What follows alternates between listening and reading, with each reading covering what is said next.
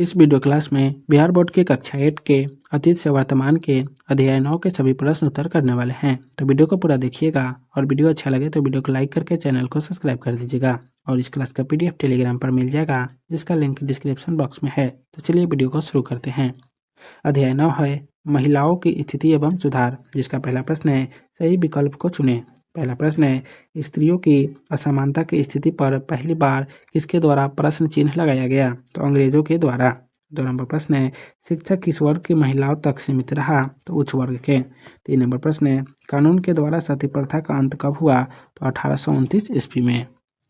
4 number प्रश्न है विधवा पुनर्विवाह के प्रति किसने अपना जीवन समर्पित कर दिया? तो ईश्वर चंद्र विद्यासागर ने। 5 नंबर प्रश्न है बाल विवाह निषेध अधिनियम किस वर्ष पारित हुआ? तो 1929 ईस्वी में।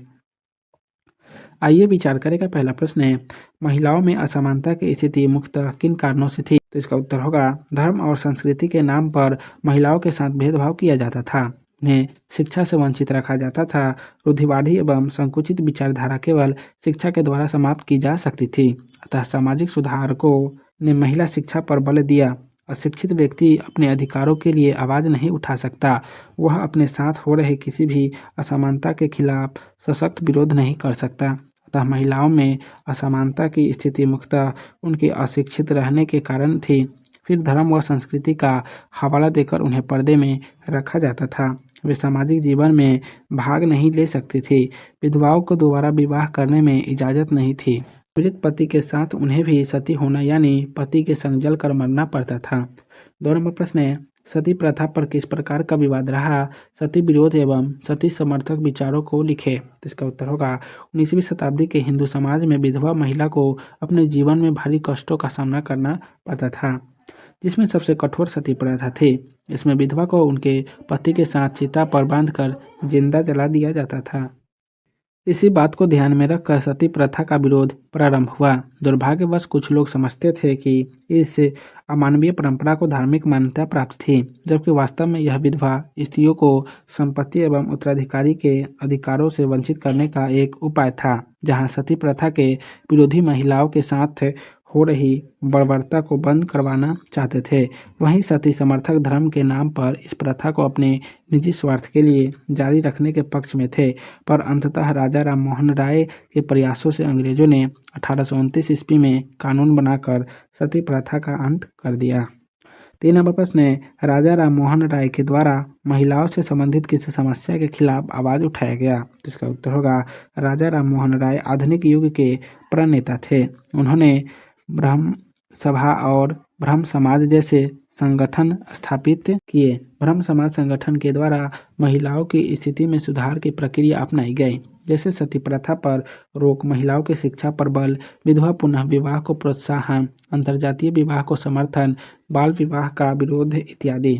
समाज में स्त्रियों की स्थिति सुधारने के लिए उन्होंने अथक प्रयास किए।